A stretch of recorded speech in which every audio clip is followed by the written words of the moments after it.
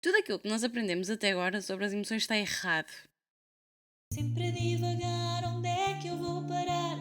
Isso é uma bela, isso é uma bela questão. Isso é uma bela questão.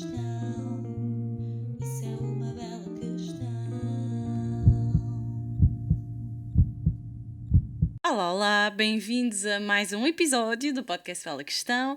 O meu nome é Amália Carvalho. O podcast Bela Questão fala sobre inteligência emocional e desenvolvimento pessoal. Em todos os episódios traz-te uma bela questão e a de hoje é: como é que as emoções são feitas? Este episódio vai levantar muitas belas questões sobre aquilo que tu aprendeste até agora acerca das emoções. É contraintuitivo, é disruptivo e traz-te uma perspectiva que, do meu ponto de vista, enriquece aquilo que é a tua experiência enquanto condutor das tuas emoções. Às vezes podes sentir que tu vais à boleia das emoções, mas com este episódio tu vais perceber que tu, na verdade, estás ao volante das emoções. Antes de começarmos aqui a falar sobre esta nossa bela questão, como é que as emoções são feitas, tenho algumas coisas para te dizer. Para já, porque eu já não falo num episódio a solo há alguns meses. Tenho optado mais pelo formato de entrevista e estou a tentar gravar este episódio já há algum tempo, eu diria há algumas semanas, e ainda não o fiz. Porque este livro, de facto, não só é um livro que me trouxe aqui grandes aprendizagens, mas que não é um livro assim tão intuitivo, foi muito difícil de o aprender. Eu vou fazer o meu melhor para te passar aqui aquilo que foram as minhas principais aprendizagens, aquilo que é a minha interpretação e aquilo que eu acho que é o mais enriquecedor para quem, como eu, quer aprender mais sobre inteligência emocional. Agora, chegou a altura de te fazer o convite do ano, de gravar com o público, não um, mas 2 episódios ao vivo. E quero convidar-te a estar presente, porque vamos celebrar 5 anos de podcasting. São, é um ciclo, 5 anos é metade de uma década, portanto é um ciclo. No dia 15 de junho, às 14 horas, convido-te a estar presente. Vai ser na garagem do time, em Cascais. E para quem nunca ouviu falar, este é um espaço de empreendedorismo do Time Vieira. O Time Vieira já veio ao podcast Bela Questão. Ao lado da garagem do time está precisamente a Brave Generation Academy. Inscreve-te. Um bilhete dá direito a trazeres uma pessoa contigo e a teres uma tarde inesquecível. Os convidados são extraordinários. São 4 pessoas que eu admiro, com quem eu já conversei no podcast Bela Questão, numa gravação, e que prometem trazer-te aqui também muito conteúdo e muito enriquecimento. Quem é que são eles? Em primeiro lugar, apresento-te a Andreia Mitreiro. Ela é CEO da Your Trend, tem como base académica a psicologia e é uma empreendedora. Nós gravamos o 94º episódio juntas sobre como funciona o coaching na vida real. A seguir temos o Nuno Mata. O Nuno Mata é uma das pessoas que eu mais admiro, não só por ser o melhor exemplo de resiliência que eu conheço, mas também porque ele estuda sobre as emoções e ele aplica no seu dia-a-dia tudo aquilo que aprende. O Nuno Mata veio no 14º episódio. Nós já gravamos um episódio ao vivo muito recentemente para um evento que ele fez. É coach, é empresário, é empreendedor. Ele é uma inspiração da natureza. Temos o Paulo Moreira. O Paulo Moreira é só a referência sobre inteligência emocional em Portugal. Autor de 2 livros best-sellers: Inteligência Emocional, uma abordagem prática, Gerir emoções, um guia prático, e é o fundador do Treino Inteligência Emocional, uma empresa que tem formado em Portugal sobre literacia emocional e tem criado uma pegada gigante e importantíssima para os portugueses aprenderem mais sobre as suas emoções. Finalmente temos o Tim Vieira. Veio no 65º episódio falar sobre qual é o papel do otimismo nas emoções. O Tim Vieira é uma pessoa de coração aberto, otimista, tem uma veia de empresário, tem uma veia de sonhador, é empresário em Angola desde 2001. Ele possui um dos grupos mais impactantes de média nesse país, é fundador e CEO da Brave Generation Academy e recentemente candidatou-se à presidência da República. É uma pessoa extraordinária, sonhadora, que vale a pena ouvir porque tem muito para nos ensinar acerca da forma como ele próprio gera as suas emoções com tantos projetos em que ele se mete. Inscreve-te, traz um amigo contigo, vem divertir-te, vem apostar no conhecimento e esta é uma forma divertida de tu aprender sobre as tuas emoções. E nós sabemos que as nossas emoções são basilares para as nossas relações. Quanto melhores as nossas relações, melhor a nossa qualidade de vida. E esta é uma proposta que te faço de vires num evento absolutamente informal, descontraído, aprender e levares um pouco para ti, para as tuas relações e levares o teu conhecimento sobre a inteligência emocional. E agora, vamos à nossa bela questão, que é o motivo que nos reúne aqui, a mim e a ti, para aprendermos juntos uma perspectiva, uma teoria bem diferente em relação àquilo que é a construção das emoções. Deixa-me começar por te provocar, porque a autora em si, ela é muito provocadora. Tudo aquilo que nós aprendemos até agora sobre as emoções está errado. Quer dizer, depende daquilo que tu leste, se já leste, não estou a brincar, mas porquê que isto está errado? A autora diz que nós até agora sempre fomos ensinados a ver as emoções como reflexos, como seres distintos e incontroláveis, que quando nos acontecem, nós estamos num modo quase que piloto automático.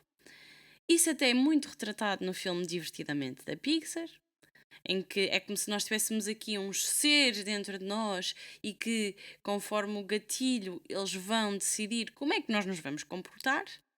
E o que a autora diz é: isso está errado. Não é assim que as emoções funcionam. As emoções são construídas por nós, pela nossa cultura e pela nossa experiência. Estás preparado? Estás preparada para esta viagem ao mundo das emoções e a como elas são construídas, segundo a autora Lisa Feldman Barrett? Ela é uma psicóloga e neurocientista de renome a nível mundial, no que diz respeito à área do estudo sobre as emoções. Ela estuda as emoções há mais de 20 anos, é diretora de um laboratório que estuda as emoções, que se chama Interdisciplinary Affective Science Laboratory. É um centro que fica em Boston, nos Estados Unidos. É TED Talker. Ela fez uma das TED Talks mais ouvidas até aos dias de hoje, precisamente sobre como é que as emoções são feitas, e é uma defensora da teoria das emoções construídas. Ela, neste livro, explica-nos tudo aquilo que nós precisamos de saber sobre como é que as emoções são feitas e com base em ciência.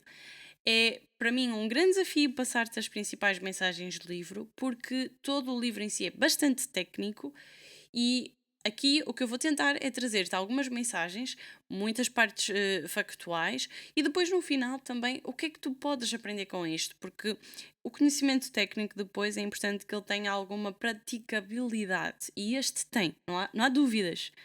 Eu vou traduzir-te os principais conceitos que eu aprendi na minha linguagem, na minha forma de interpretar e naquilo que para mim me traz uma maior utilidade na aprendizagem sobre a inteligência emocional.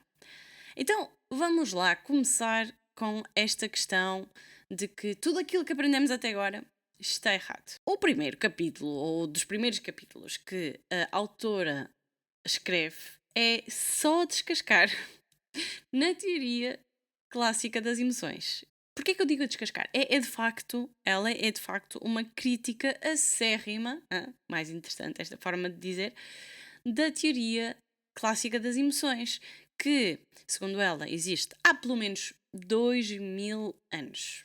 2000 anos, que vem do tempo do Hipócrates e depois foi falada pelo Buda, pelo Freud, agora para pensadores mais recentes e investigadores como o Paul Ekman, e o que ela diz é: esta teoria não tem suporte nem evidência científica. O que é que esta teoria nos ensina? Ensina-nos que, de certa forma, é como se as emoções fossem artefactos da evolução. Então, para nós evoluirmos e nos adaptarmos ao meio ambiente, as emoções estão dentro de nós, embutidas, incorporadas, de certa forma elas já nascem connosco, e nós aprendemos a utilizá-las para sobreviver. E claro que, à medida que nós fomos evoluindo, não é? Até agora, Homo sapiens sapiens, elas também se complexificaram. Nesta teoria, e aquilo que nós vamos aprendendo é que as emoções são universais.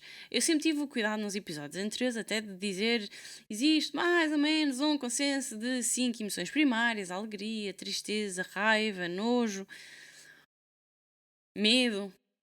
Mas o que ela diz é não, as emoções não são universais. As emoções não têm propriedades em si. Não é possível dizer que a tristeza é o conjunto do sintoma A mais B mais C, por exemplo, uma lágrima, uma cara triste, uma energia mais baixa. Elas não têm estes chamados de impressões digitais, que é o que a ciência tem procurado investigar ao longo das últimas décadas. A ciência procura perceber onde é que as emoções acontecem no nosso corpo, onde é que elas se formam, seja por scans ao cérebro, seja por métodos como exames com elétrodos para captarem a movimentação muscular e perceberem que padrões é que existem entre diferentes seres humanos perante o mesmo tipo de emoção, seja porque existe aqui uma linguagem também corporal e algumas sensações corporais que é possível de medir, e essa tem sido a grande jornada de investigação que tem acontecido no passado até recentemente. Onde é que são feitas as emoções? O que ela diz é que a evidência científica não suporta esta ideia de que as emoções são estes reflexos perante gatilhos, não é? Quem precisa de um gatilho e que logo nós temos uma resposta emocional. E ela diz isto a uma propriedade, como é óbvio, porque ela tem um laboratório e, na verdade, quando ela começa a sua investigação, isto é o que ela partilha na TED Talk, ela começa com esta ideia precisamente de conseguir detectar no corpo, no cérebro, no rosto, no ser humano, onde é que as emoções surgem. E ao longo de vários anos, o que é que aconteceu? É que ela sempre encontrava era variedade, variabilidade, e não encontrava esta evidência de que as emoções são universais, de que é possível tu encontrares, conforme a emoção que estás a sentir, partes diferentes do teu cérebro que as processam. Ela não conseguia corroborar, não conseguia encontrar esta evidência científica. E por este motivo ela diz que nós estamos a fazer a pergunta errada. Há uma expressão que ela usa no livro, não necessariamente neste contexto, mas que serve para este contexto, que é difícil encontrar um gato preto num quarto escuro, principalmente quando não há gato. E o que ela diz é nós precisamos de uma nova teoria, nós precisamos de uma nova questão acerca das emoções. É mais importante nós sabermos como é que elas são construídas do que onde é que elas surgem no nosso corpo. E assim, ela começa a defender aquilo que é a sua teoria. Portanto, nós temos aqui duas grandes teorias neste livro. A teoria clássica das emoções versus a teoria das emoções construídas, que é a que ela defende. Que não é ela que a inventou, há mais cientistas a defender essa teoria, mas ela é conhecida particularmente por defender essa mesma teoria, a teoria das emoções construídas. O que é que ela diz? Ela diz que, segundo aquilo que ela foi investigar, a variabilidade está sempre presente, não existem emoções com padrões iguais, embora possa existir traços semelhantes. O que é que a evidência de facto confirma? Confirma que existe variabilidade. E faz-nos uma pergunta muito pertinente. Sempre que tu estás triste, tu fazes uma cara triste? Já tiveste alguma circunstância em que tu sentias raiva, mas cá para fora tu projetaste serenidade? E quando tu pensas em raiva, tu pensas sempre em punhos fechados, sobrancelhas franzidas e pronto para a ação?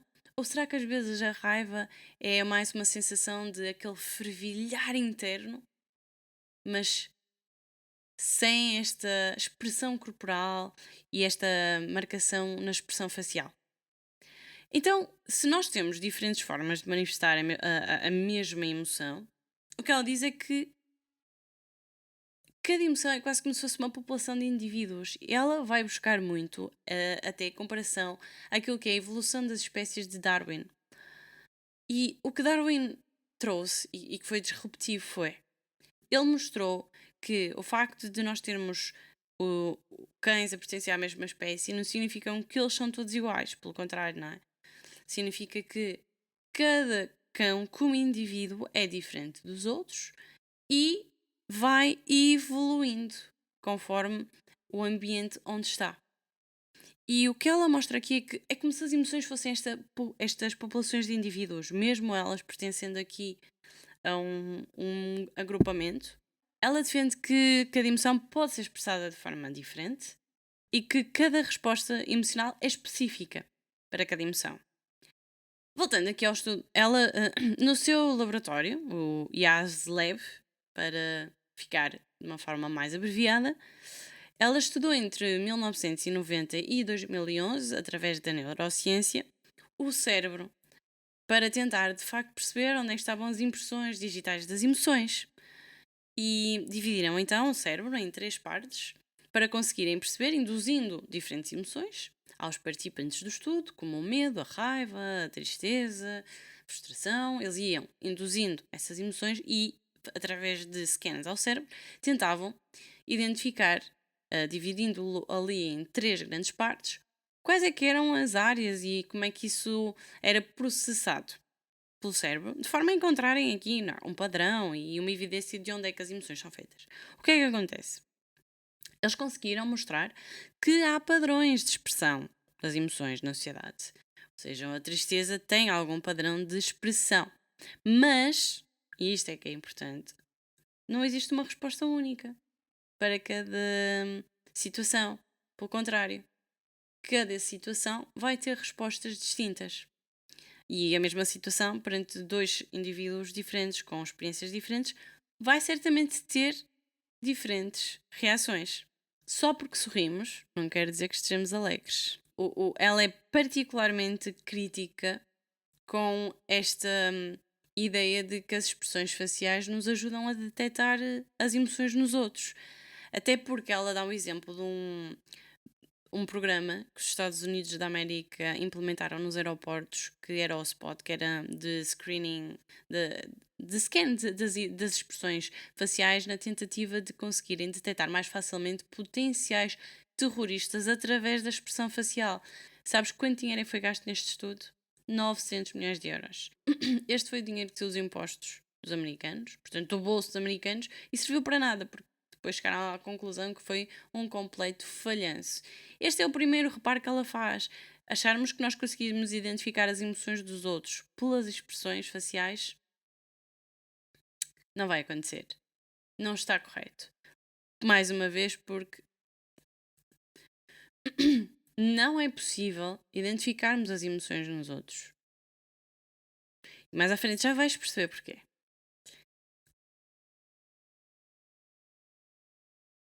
Então, se a evidência científica não mostra, se a evidência científica não está com a teoria clássica das emoções, o que ela diz é que nós precisamos de uma nova teoria.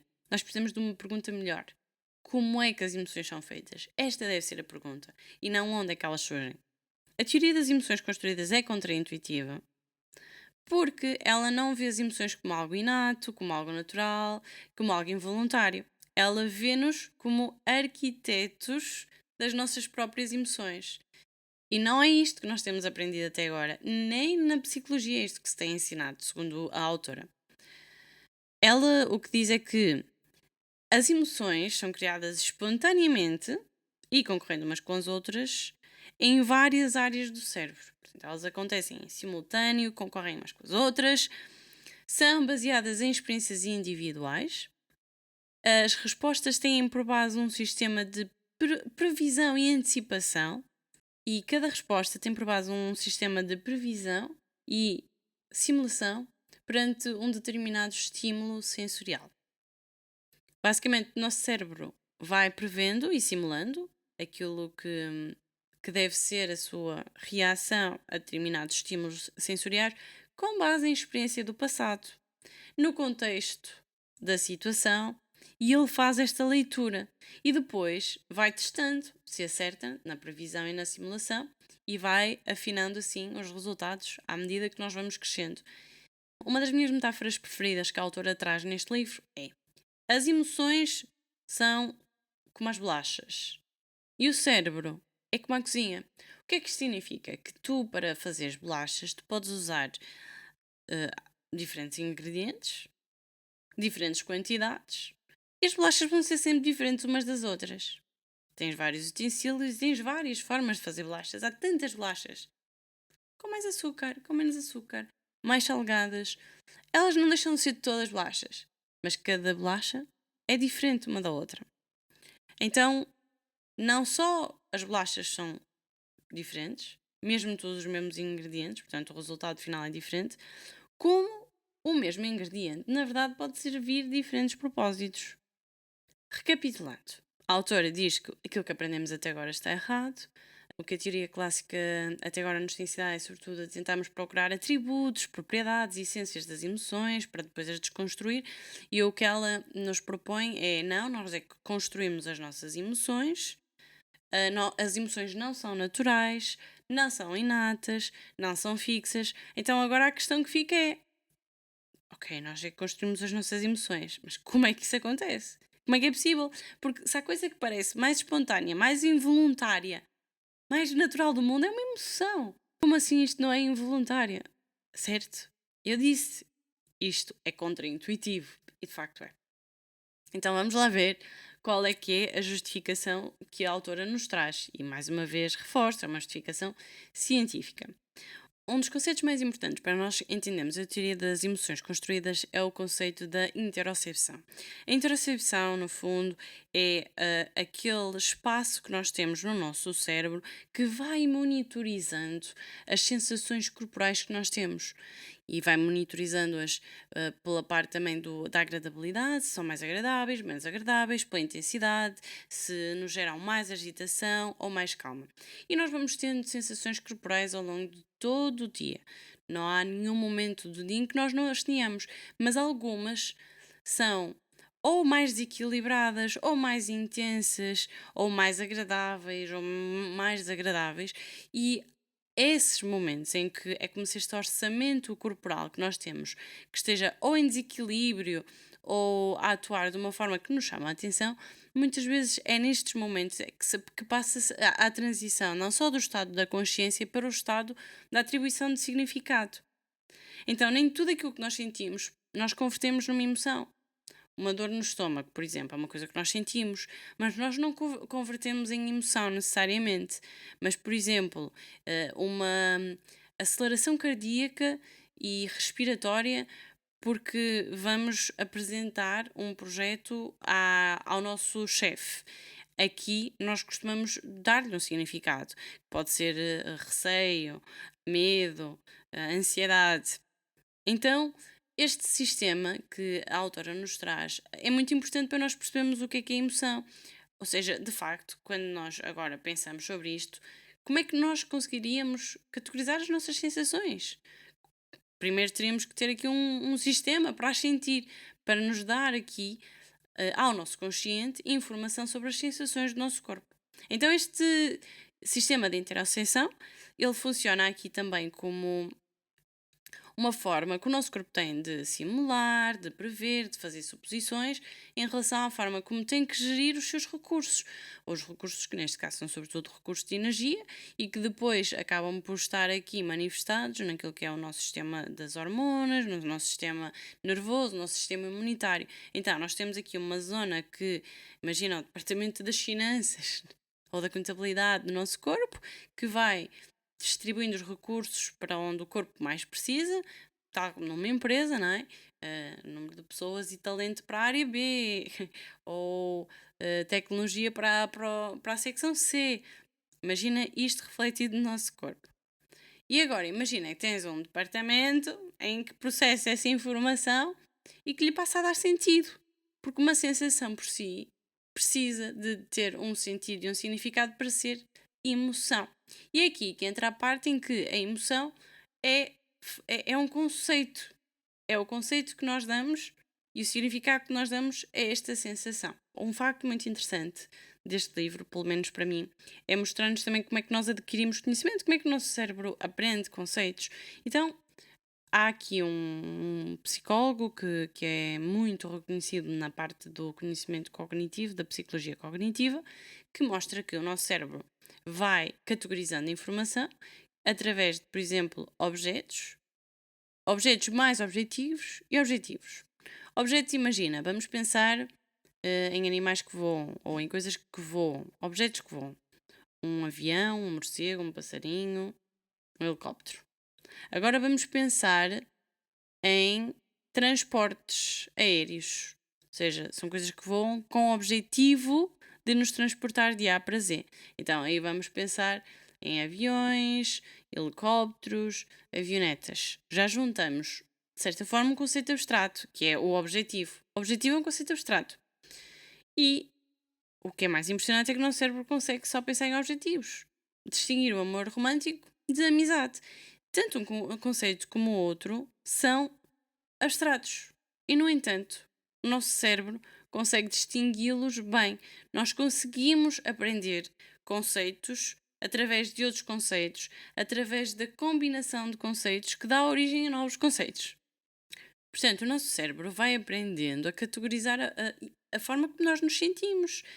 Combinando as experiências, ele vai ajudando a categorizá-las. E neste sentido, faz sentido que nós consigamos compreender o que é a tristeza, a raiva, a alegria, enquanto sociedade. Porque, para a autora, não só estes conceitos podem ser culturais, até porque há palavras que exprimem emoções que não existem noutros países. Um exemplo é a tristeza, não existe no Tahiti. Quem fala tahitiano não usa a palavra tristeza. Este conceito de tristeza, como nós o conhecemos, não existe.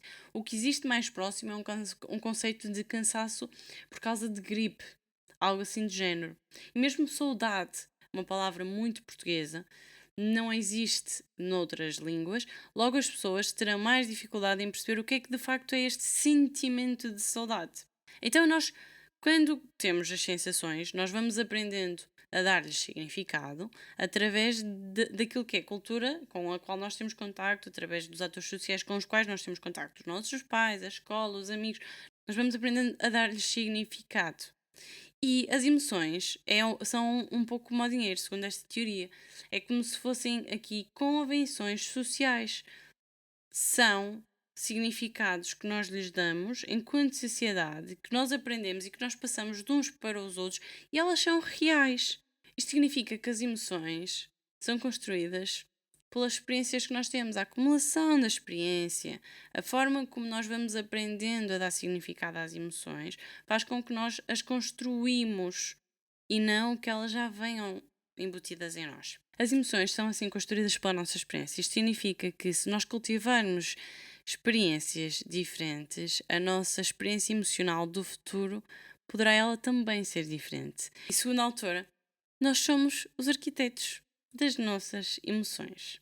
O que é que eu acho que é difícil de compreender nesta teoria? Então, mas imagina, estou a passar numa estrada, vejo uma cobra e fujo para o outro lado. Isto é um processo racional, isto é um processo em que o meu cérebro está a dizer, olha, está ali uma cobra, então vamos aqui às nossas experiências do passado, agora vamos fazer aqui um estudo filosófico sobre a situação e depois é que fugimos. Não. O que é que acontece? O nosso cérebro, ele funciona aqui por categorização de conhecimento, ele já agrupou no passado, com base em experiências do passado, uma série de informação que lhe vai indicar que se tu vires uma cobra, é para fugir. Mas repara, não necessariamente. Imagina que tu és uma criança que quer domesticar uma cobra e que tu acabaste de ver uma cobra. Tu vais querer apanhá-la. Eu sei que isto é um disparate. E daí, é um facto. Há crianças que podem olhar para as cobras e quererem pedir aos pais que tenham uma cobra doméstica. Aliás, ela dá este exemplo.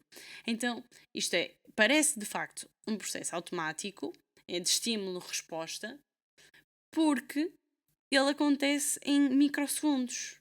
No entanto, conforme o objetivo que tu tens, tu vais agir de forma diferente.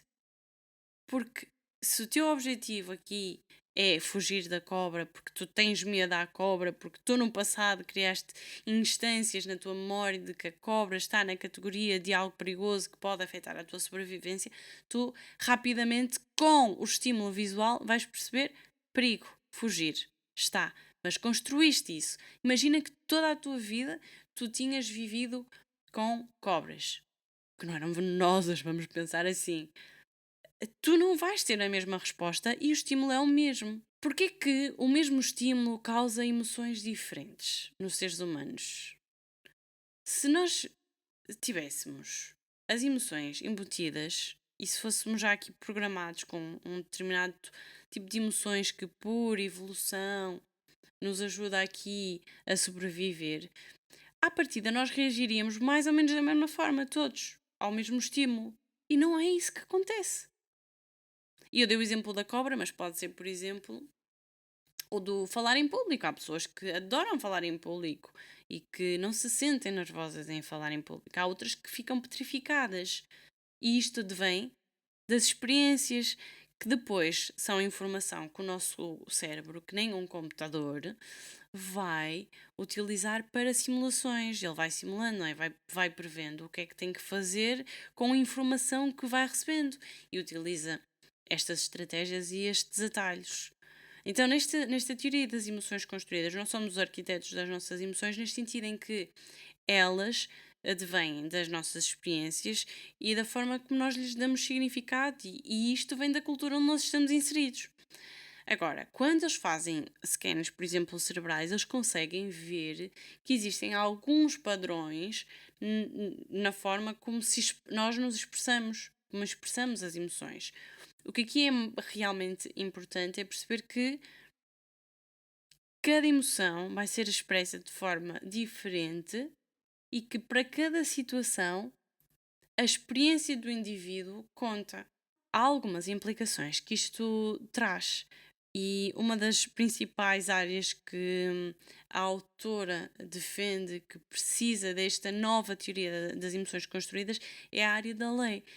Na América, os réus são muitas vezes julgados com base naquilo que é a expressão de sentimento de culpa, de sentimento de arrependimento, de tristeza que têm na cara, por um conjunto de júris. E quando nós, na teoria clássica das emoções, procuramos lá está por estas pegadas, por estas propriedades das emoções e confiamos tanto na questão da expressão facial e na forma física como nós conseguimos detectar as emoções dos outros, nós podemos correr o risco de não estar conscientes de que nós temos a nossa construção das emoções e que são só suposições, são previsões do nosso cérebro e que podem não bater certo com a realidade do outro.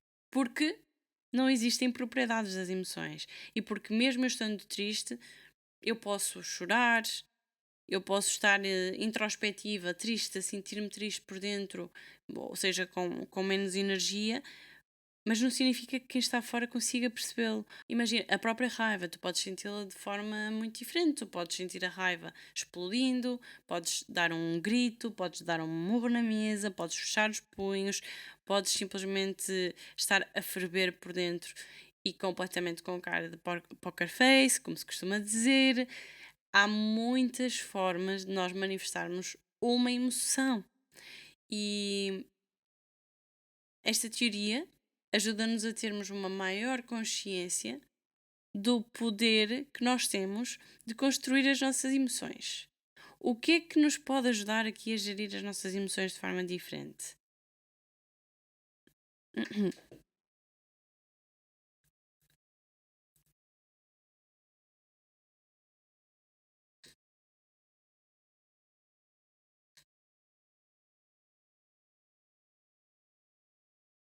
E como nós construímos as nossas emoções, se nós cultivarmos novas experiências, essas novas experiências podem ser as sementes daquilo que é a nossa experiência emocional do futuro. Isto é particularmente motivador se tu pensares que és uma pessoa que tende a ser mais negativa, a ter sensações mais para o desagradável, mais para o baixa intensidade.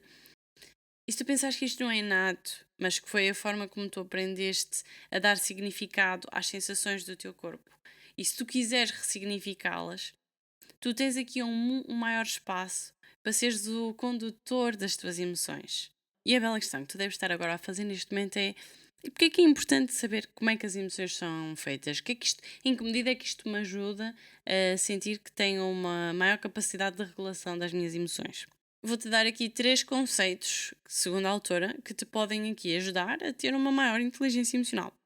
O primeiro é assumir o erro de suposição. Assumir que o teu cérebro supõe, prevê, simula com base na sua experiência passada e que isso não é igual à realidade. Então, tu por vezes podes expor errado, podes ter previsto errado. E acho que isto nos ajuda a sermos humildes e a não nos precipitarmos a acharmos que nós sabemos identificar as emoções dos outros chapa 5. Não significa que tu não possas ter uma boa aproximação da realidade. E como é que tu podes confirmar? Perguntando. Perguntando. O segundo conceito é perceber que nós não somos uma tela em branco. Nós usamos as experiências do passado para compreender as experiências atuais. Nós não começamos do zero. E o último conceito é uma escolha sensível das palavras, não falarmos tanto em reconhecer as emoções dos outros, mas falarmos mais em percepcionar as emoções dos outros. Porque o que nós estamos a fazer é deixar o nosso cérebro computacionar toda a informação que tem e depois vai-nos dar um resultado. Um pouco como o chat GPT.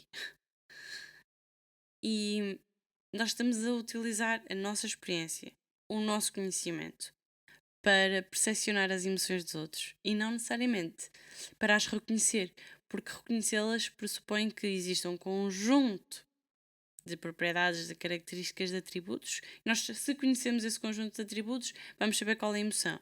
E como tu vês, na teoria das emoções construídas, as emoções são conceitos, são aprendizagens, advêm desta nossa capacidade de convencionarmos como nos sentimos através de palavras. E de facto nós sentimos-nos como nos sentimos.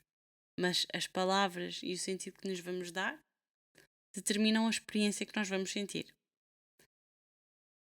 E chegou ao fim. Eu espero que este episódio te tenha sido útil e que te tenha trazido muitas reflexões, muitas perguntas, muitas dúvidas. A mim trouxe-me muitas dúvidas. É bastante contraintuitivo, mas eu acho que nos lança aqui uma bela questão, que é: se nós somos arquitetos das nossas emoções, então nós podemos ter melhores experiências emocionais e poderemos ter também uma melhor capacidade de percepcionar as emoções nos outros. Se já leste o livro e achas que poderia ter trazido para aqui outra perspectiva, outra abordagem, se achas que me faltou explicar aqui alguma coisa determinante para o livro, partilha, partilha nos comentários, partilha por mensagem. Vamos fazer disto uma discussão em aberto e não uma distribuição de informação, porque isto é tudo menos uma distribuição de informação.